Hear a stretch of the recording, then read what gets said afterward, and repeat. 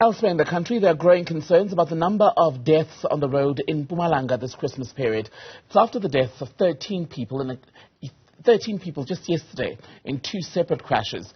The province has recorded a 6.6% increase in fatalities compared to the same time last year, with concerns now raised that the majority of these collisions happened at night or in the early hours of the morning. Let's speak more about the situation in Mpumalanga now. We're joined by the Transport MEC, Vusi Shongwe. Very good evening to you, the MEC for Community Safety, Security and Liaison. Good to have your time on the program tonight, sir. How is it looking in Mpumalanga tonight? Are the roads safer?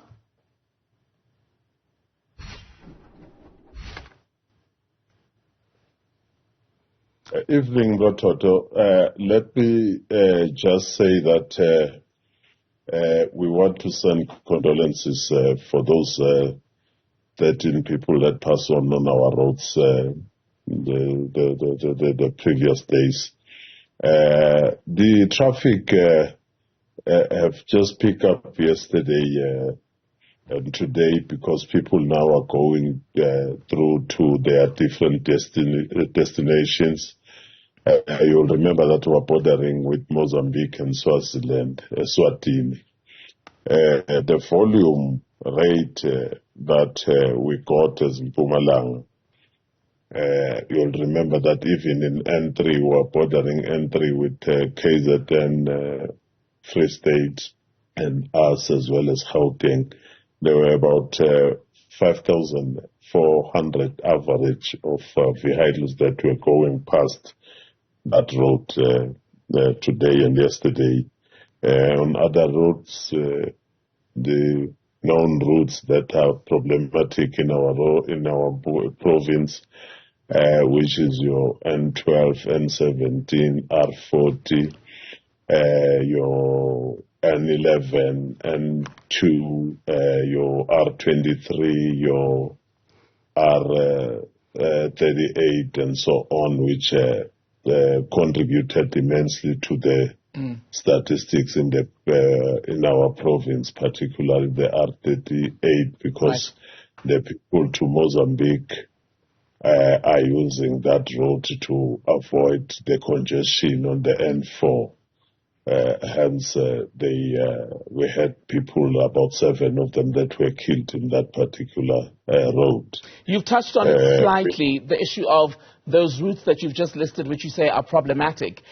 In the one instance, you're telling us, for example, people headed to Mpumalanga are using, not Mpumalanga, but Mozambique are using that road because it's not tolled, as I understand it, so they avoid paying toll fees. The other problematic routes, why are they a troublesome area for you during this time of year? What's going on? Yeah, you will remember that all those roads that I'm talking about, your R573, it connects your Mpumalanga and Gauteng. The R40, it connects us with Limpopo up to your Mozambique as well as your Swatini. Your N12 and N17 also connect us to your Swatini as well as your N4, which connect us up to Mozambique, and you get your N2 that connect us to KZN, and the R23 is also one problematic road that they like to use, especially taxi people, because there are no toll roads on those particular routes. And the other issue that you've already flagged in the last day as a province is that most of the fatal collisions that are happening in Mpumalanga happen either at night or in the early hours of the morning. Have you been able to come to a conclusion as to why that time period appears to be the most dangerous to be on the roads in the province? Muratoto, one of the key reasons is that people, they tend to drive at night because they think there are no traffic officers at that particular time, and the traffic volume is lesser than during the day, of which they are wrong. Traffic officers are available for 24/7 in the province, and at night, most of the people think like all of them, and only to find that they then involve in accident because they are driving at the same time with the same thinking. And people must just be cautious that there's no time that is safe in driving, whether at night or during the day. People must just obey the road regulations. They must be patient.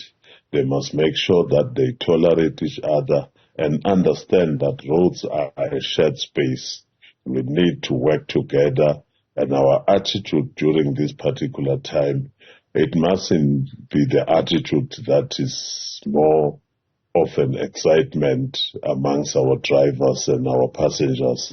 It needs us to be cool in our heads so that we are responsible and save other people on our roads. As you were saying earlier, Mpumalanga shares a border with two of our neighboring countries, Mozambique and Eswatini. There's a bit of a problem in Limpopo at the moment, in fact a big problem, where people are caught up in a long queue at the Bight Bridge border post. Some say they've been there since yesterday and traffic is moving very slowly to get to the other side. How are you managing the situation at the borders?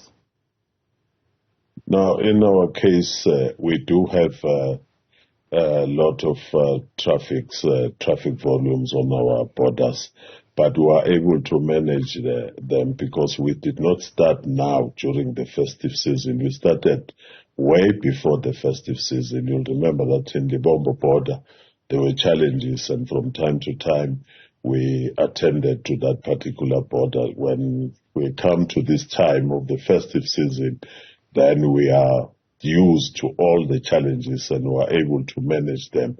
So we were able to tighten all the loose ends, and we have involved the truck owners as well as taxi industry in that particular space.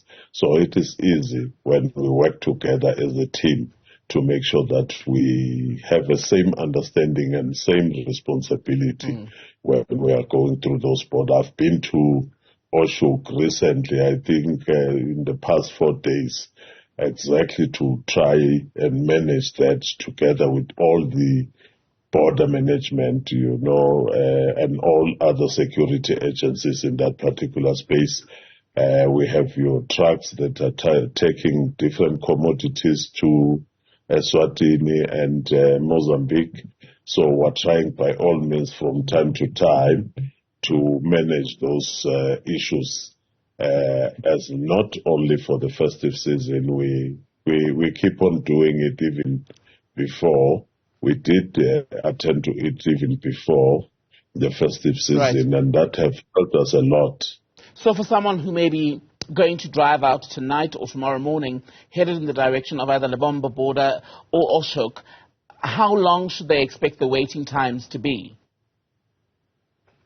Well, I can't exactly say the waiting time, but I can say that they are not going to experience what I saw in your TV at Bay Bridge.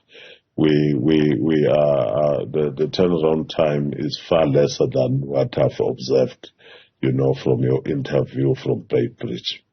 Right, and just lastly, I know at this time of year we see a lot of police deployment, be it SAPs or indeed traffic police, who are sent out to man the highways right across the country. Is that strategy still effective? Are we seeing it making a change? Because every year we see hundreds of people still dying on the roads, despite the fact that every province tells you that there are officers there to make sure there's no drinking and driving, that those with unroadworthy vehicles are taken off the road, and those who are speeding are dealt with, etc. No, that's why in Rototo we have up to so far arrested about 47 people or drivers for drinking and driving. It's precisely because drivers do not want to be responsible. You must remember that we can't put a police or a traffic officer to each and every vehicle on our roads. Drivers are people that have driving licenses.